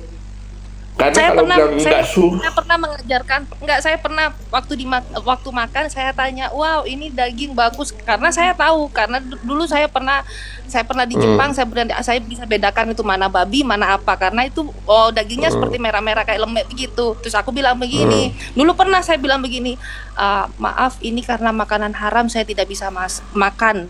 Ada yang bilang begini, wah kamu itu haram-haram apa kamu Muslim begini-begini, diketawain. Dia kayak lahan gitu, kayak ketawa-ketawa gitu. Aku jadi kayak gimana, jadi harus maaf sekali, saya sampai kayak seperti saya, tapi nggak mau yang kayak sujud-sujud itu, nggak, maksudnya maaf ya saya ada penolakan lagi, saya bilang maaf saya kenyang lagi full, jadi susah kita gitu loh. Kadang sampai gini Bu, kalau diketawain itu hal yang biasa buat saya Bu. Iya. Maaf saya potong. Saya sering banget diketawain sama orang, tapi saya selalu berpikir dalam hati saya, ini jaminan saya untuk masuk surga. Bukan ketawaan orang itu saya masuk surga, tapi yang saya lakukan mendekat dengan keagama ini yang membuat saya masuk surga. At least sedikitnya kita berusaha kita menjadi agama yang lebih baik. Karena apa? Kalau at least kita menjauhi dari makanan yang haram, walaupun mereka menghina kita, saya sih sering banget saya ketawain. Saya bilang, what are you? Who are you? Ini gua, lo itu lo, terserah lo mau jengkar balik, mau puter badan, parkur segala macam, urusanmu. Yang penting saya menjaga tubuh saya nggak mau makanan haram. Sampai pun Bu, saya pernah diajak ke restoran sama mereka ya kan. Restoran itu ada yang jualan bir, saya bilang, ini ada yang jualan bir nih, sorry aku nggak bisa masuk. Ah lo gitu banget, enggak om, itu saya, terserah lo mau terima atau enggak, itu terserah kamu. Saya ini. Jadi apa? Tingkah laku kita yang memperlihatkan bahwa kita, walaupun mereka lo alim, biarin, itu biasa Bu, penolakan seperti itu biasa. Saya udah hampir 15 tahun di sini. Sering kali saya itu dihina masalah agama saya, tapi saya tetap teguh. Kenapa? Di dunia ini kita cuma sementara. Nggak tahu nanti 1 jam lagi atau 5 menit lagi kita meninggal, kita nggak tahu. Tapi kalau kita berusaha mendekat ke agama kita, menjauhkan dari makanan haram, itu insya Allah kita lebih baik hidup kita dan tubuh kita juga lebih baik gitu. Jadi jangan ngurusin omongan orang, ngurusin omongan orang Bu. Kalau saya ngurusin omongan orang, organisasi saya nggak jadi Bu. Saya buat organisasi di sini untuk membantu orang Indonesia. Tahu Bu, yang menghina pertama kali siapa? Orang Indonesia sendiri. Yang menghina organisasi saya, orang Indonesia sendiri. Kalau di akal pikiran kan aneh. Saya bantu untuk orang Indonesia, tapi yang menghina saya orang Indonesia sendiri. Padahal orang Belanda banyak yang buat itu, wah itu organisasi bagus, tapi malah orang Indonesia sendiri yang menghina saya. Saya nggak kaget, itu hal yang biasa gitu loh. Jadi ibu harus tegang teguh dengan agama ibu. Ibu harus bisa berpikir bahwa oh ini makanan haram, jauhin. Walaupun mereka ketawain kita, mereka menghina kita, biasa itu Bu, nggak kaget kita. Saya sering banget, bertahun-tahun saya digituin, tapi saya tetap teguh Bu. Sampai saya kalau misalnya masuk toko ya, saya toko ada misalnya, walaupun itu sorry aja, ibu tahu kebab kan? Kebab? Tahu kebab, tahu, iya. Nah, itu kan kebab kan daging jualan itu. Ada ayam sama walaupun, daging, tapi tetap masih ada banyak. Iya. Nah, makanya itu kadang-kadang saya tuh yang jualan itu orang Maroko atau Turki, saya tetap tanyain, ini halal nggak? Saya tetap tanyain, itu halal nggak? Loh, bro, orang Maroko bilang, bro, ik ben Muslim. Ya, ikan itu ya, ik heb geen zin de halal. Saya tak bilang, nggak ada tulisan halal di situ. Gimana aku tahu kau Muslim apa enggak? Sampai dia malu sendiri. Oh iya. Akhirnya dipasang sama dia tulisan halal. Itu kita harus tegang teguh sama kita. Kita tunjukkan bahwa kita di Islam. Kita nggak bisa diperbodohi. Kita nggak bisa dihina-hina. Biarin mereka mau ketawa, biarin aja. Karena apa? Hidup ini sementara di sini Bu. Saya lihat banyak teman saya meninggal di sini. Kemarin 2 hari baru ngobrol, besoknya udah meninggal. Sering bang saya di sini Bu, lihat kayak gitu. Jadi kita harus pegang teguh agama kita itu. Walaupun semua orang menghina, seluruh orang. Halo? Aduh. Jadi gitu Bu, pegang teguh agama kita. Assalamualaikum warahmatullahi wabarakatuh. Waalaikumsalam warahmatullahi wabarakatuh. Lanjutkan. Jadi pegang teguh agama kita walaupun kita di luar negeri, karena cobaannya itu luar biasa. Tapi subhanallah, dengan kita pegang teguh agama kita, semua jalan itu gampang kita lalui, Bu. Terus terang, semua jalan gampang kita lalui kalau kita pegang teguh sama agama. Walaupun saya tahu sendiri, saya itu kadang-kadang juga sholat itu lupa waktunya, karena kadang-kadang beda jam, berubah terus jamnya untuk sholat. Kadang-kadang ini udah maghrib, ini udah isya. Kadang-kadang sampai kita lupa itu. Tapi selama kita mau menjalani agama kita step by step, sedikit demi sedikit, berubah dari diri kita sendiri.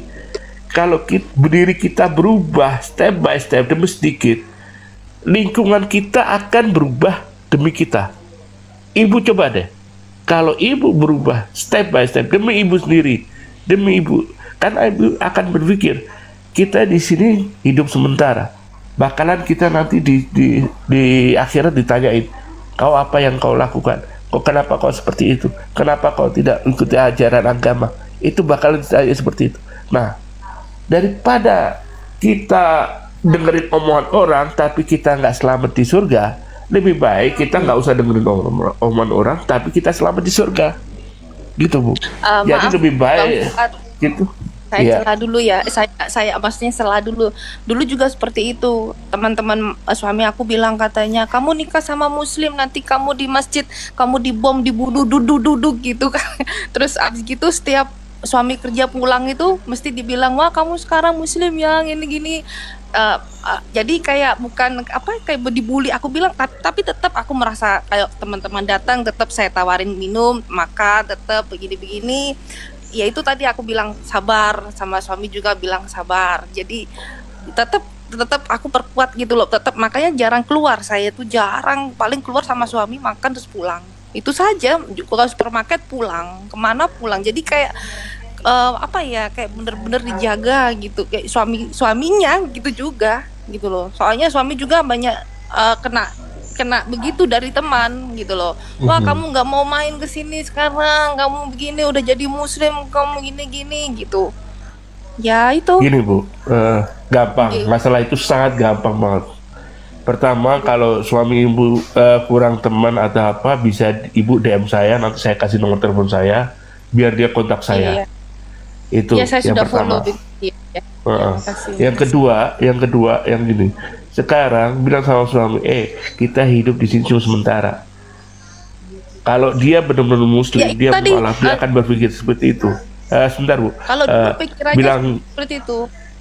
Nah, makanya itu kita bilang gitu, kita hidup di sini cuma sementara. Kau mau nggak hidup di surga atau kau mau hidup di neraka? Kalau kau mau dengar omongan orang, kau kemungkinan besar akan di neraka. Kalau kau mendengar omongan agama, kemungkinan besar kau akan di surga. Kita balikan ke seperti itu. Maaf Bang Fuad, ya. Bang Fuad kan 15 tahun di Belanda. Bang Fuad tahu orang Belanda seperti apa? Susah kan Bang Fuad? Tahu, tapi kita berubahkan diri. Merubah gini Bu, caranya Bu. Ya. Gampang itu caranya Bu. Kalau ibu mau tahu caranya, ada 2 sistem. Pertama ya, rubah diri kita dulu. Kalau kita merubah diri kita dulu, sekitar kita akan berubah. Kalau kita hanya berucap dan diri kita tidak berubah, orang menganggap istilahnya Islam KTP. Tapi kalau kitanya berubah total, dari makanannya, dari segi kehidupan kita, dari pakaian kita, orang akan menilai kita. Walaupun kita dicemooh, walaupun kita diketawain, biarin. Kenapa? Kita berubah demi keluarga kita, kita berubah demi diri kita, gitu loh. Kalau kita mau berubah, kita bisa berubah diri kita, lingkungan kita akan berubah Bu. Subhanallah, saya jalanin itu Bu. Saya di Australia dulu Bu, gila-gilaan dulu. Saya gila, saya ikut mafia segala macamnya Bu. Saya parah dulu Bu. Ya, Australia saya parah dulu. Iya, saya dulu parah. Saya dulu parah sampai saya ikut mafia Cina segala macamnya di sana. Saya berantem sama orang Afgan. Saya dikejar-kejar polisi di Australia. Saya sering itu, Bu. Bang Fuad, maaf Bang Fuad, saya boleh mau tanya sama Bang Zuma? Boleh? Maaf ya, saya salah. Ya, silakan. Soalnya ada yang mau saya tanyakan soal ini, Bang. Ini video udah lama, video tahun 2022. Cuma ini Gurunda Zuma melantik Muhammad menjadi Tuhan dalam muktamar. Saya pengen tahu saja, ini apakah betul Bang Zuma? Maaf Bang Zuma. Mungkin beliau menjauh ya. Itu kan, itu video itu di framing oleh Oten, Bu. Itu video Kristen itu, bukan videonya Banjuma. Itu direaksi, ditambah-tambahkan. Ya, inilah bentuk provokasi, inilah bentuk kebiadaban mereka, membalikkan fakta. Gitu ya. Mana ada seperti itu ajaran Islam? Enggak. Ya, mestinya kalau ada yang kayak begitu nggak usah ditanyain ke orangnya, langsung aja ambil kesimpulan. Ini pasti nggak bener. Maaf ya, maaf. Gitu ya. Saya abangnya Bang Juma gitu aja. Saya wakili beliau. Kita sapa dulu nih, ada Selon. Selamat siang. Halo, selamat siang. Ya, ada yang mau disampaikan Bang? Ya, agama apa Bang Selon? Menurut saya itu perbincangan agama itu. Enggak, Bang Selon agama apa? Saya Katolik. Oh, Katolik ya. Oke, lanjut. Baik, panggil aja Bang Elo ya. Ya, artis dong Elo. Ya lanjut Ya, gitu. Elo. Ya, jadi Ntar dulu, saya mau istirahat. Ya, ini kan kita tutup dulu nih antara Ibu Lili sama Pak Puan. Kalau di Belanda itu, apalagi kalau warga lokal mengatakan Islam itu radikal, Islam itu tidak baik dan seterusnya, kasih tahu aja. Belanda masuk ke Nusantara itu 350 tahun ngapain? Dia bawa apa? Rekreasi gitu, 350 tahun. Berapa orang dia bunuh coba? Westerlim itu 40.000 jiwa nenek moyang saya dihabisin di Makassar. Terus dia membawa Bible membangun gereja di Nusantara. Ya, Belanda membangun gereja nggak dia apa-apain, masih berdiri kokoh sampai saat ini. Belanda itu masuk ke Nusantara itu 3G, Gold, Glory dan Gospel.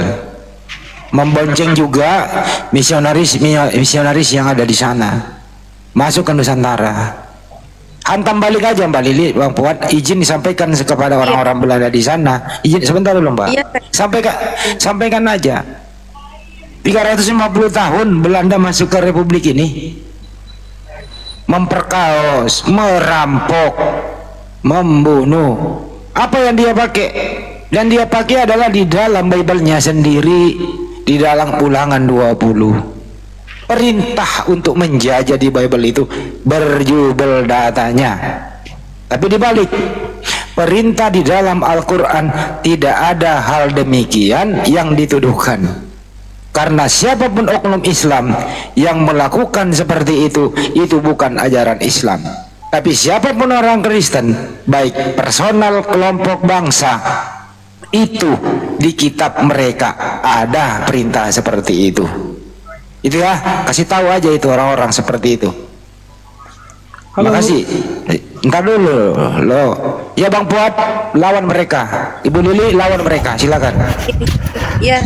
Ya sebetulnya Bang, secara ini orang Belanda sendiri itu sebetulnya malah dia itu merasa bersalah. Dan sekarang ya mereka banyak merasa bersalah dengan Indonesia. Jadi kalau kita sering ketemu, saya sering ngomong di parlemen gitu ya, kalau saya bilang saya dari orang Indonesia, banyak mereka yang menangis karena merasa bersalah. Orang tua mereka atau kakek buyut mereka yang menjajah Indonesia gitu. Jadi mereka benar-benar merasa bersalah. Pernah tuh ada temen itu ngajak ngobrol sama polisi, terus polisinya tanya, kamu dari mana? Dari Indonesia. Dia langsung minta maaf sambil nangis. Karena apa? Mereka tahu apa yang mereka lakukan dulu itu sangat-sangat luar biasa kejam gitu loh. Dan sampai itu ada itu monumen di, kalau nggak salah di daerah Den Haag itu, di mana monumen itu orang-orang Belanda yang tidak mau ke Indonesia untuk berperang karena mereka apa, merasa malu dan merasa bersalah gitu loh. Jadi sampai ada monumen seperti itu Bang, gitu. Ya itu tadi disampaikan saja yang suka menyerang Islam, apalagi warga negara Belanda maupun bukan. Di mana ada Kristen itu ya memasuki suatu negara itu baik-baik, nggak ada.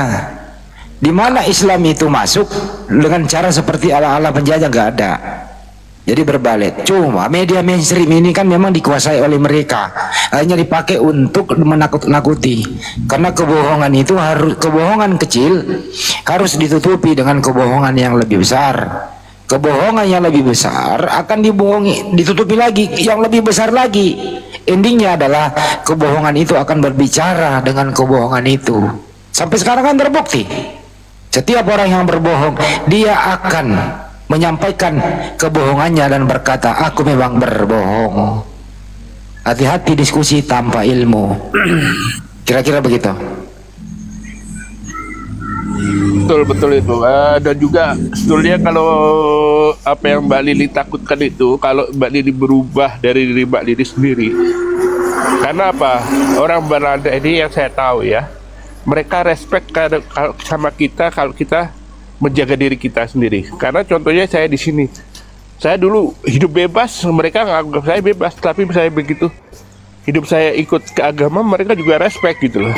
Jadi sampai saat ada meeting gitu sama parlemen gitu, saya ditanyain, oh buat kamu kan Islam ya, nih coba saya cari makanan halal. Saya tanya, halal itu bukan hanya daging sapi. Halo ya.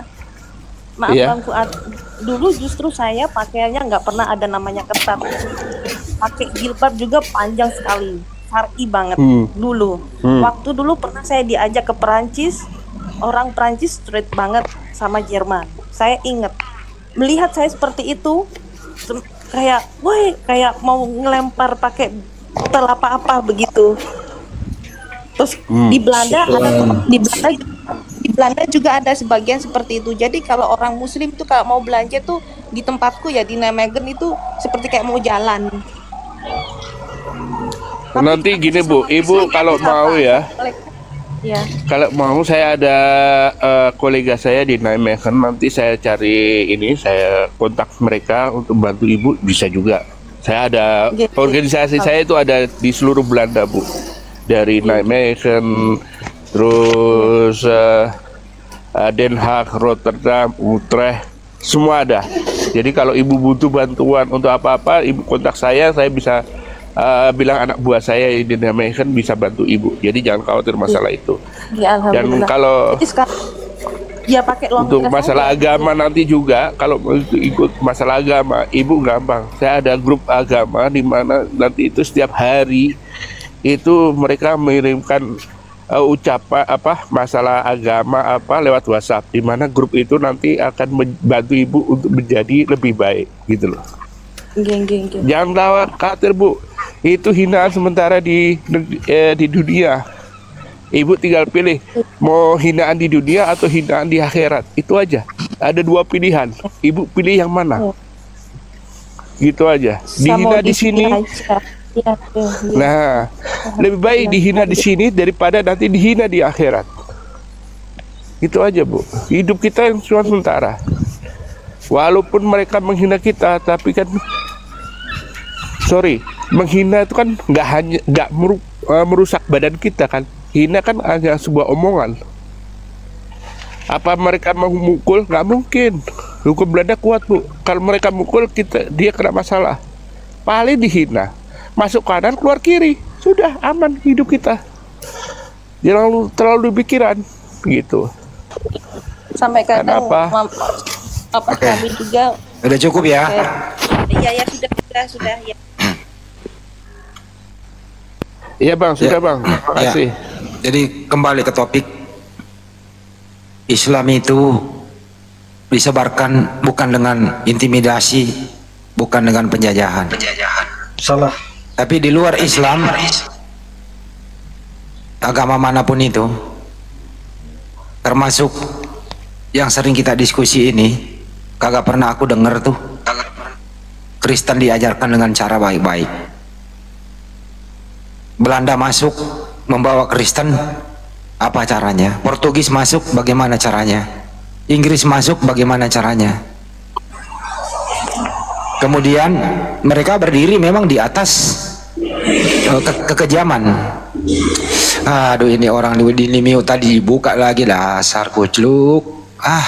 Kalau ada begitu di-kick aja. Kalau kita lagi ngomong, bantuin apa? Berisik loh dia itu. Dia lagi bikin, aduh capek deh. Kalau naik itu di mute dulu, nanti ada kesempatan kok ngomong gitu loh. Sampai mana tadi? Artinya apa? Sampai detik ini mereka tidak mau mengakui bahwa yang Belanda yang membawa Kristen itu masuk. Ya mereka sering, itu kan Nomensen yang dari Jerman. Jerman siapa lagi?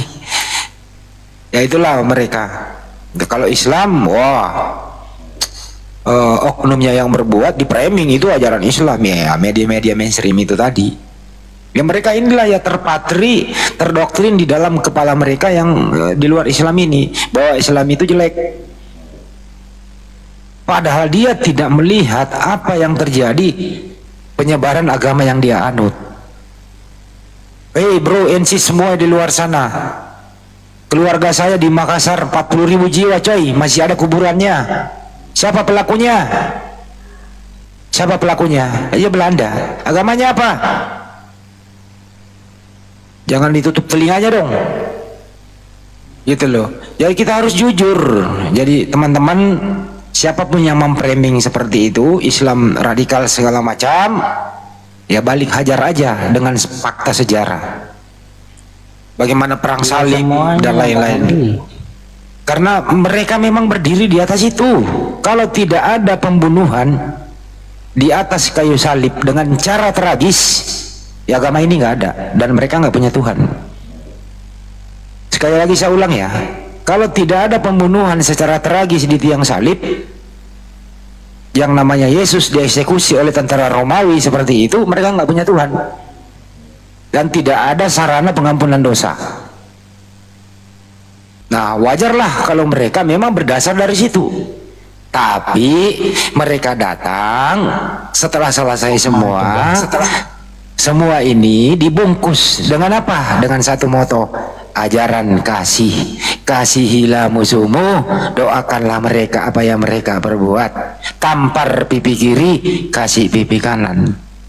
Jadi ajaran kejam itu dibungkus sekarang dengan ajaran kasih yang sering dikampanyekan di gereja. Padahal isinya apa? Pembunuhan. Nah inilah mereka. Ini namanya politik yang disebut dengan di dalam kitab mereka serigala berbulu domba. Kira-kira begitu.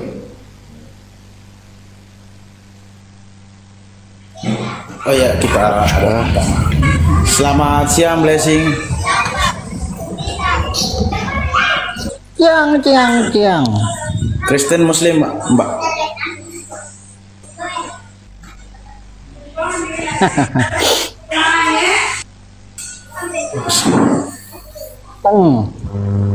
Kristen.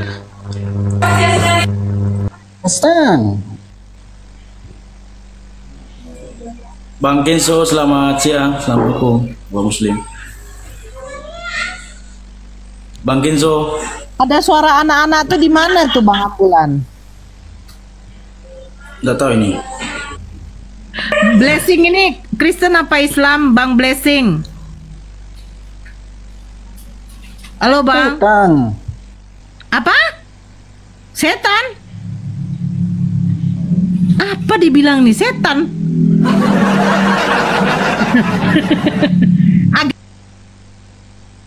Udah dulu ya teman-teman, sekian dulu live kali ini, video kali ini. Semoga bermanfaat untuk kita semua. Diskusi santai tapi berisi, mudah-mudahan teredukasi gitu ya. Ya perlu kepiawaian dalam menghadapi mereka, perlu jam terbang. Jangan coba-coba diskusi sama mereka kalau hanya modal sederhana. Perlu jam terbang, perlu pemberenda harus ngerti sejarah, ngerti kitab mereka, dan harus mengerti juga ajaran Islam kalau mereka bertanya. Terima kasih buat semuanya, sampai jumpa. Assalamualaikum warahmatullahi wabarakatuh.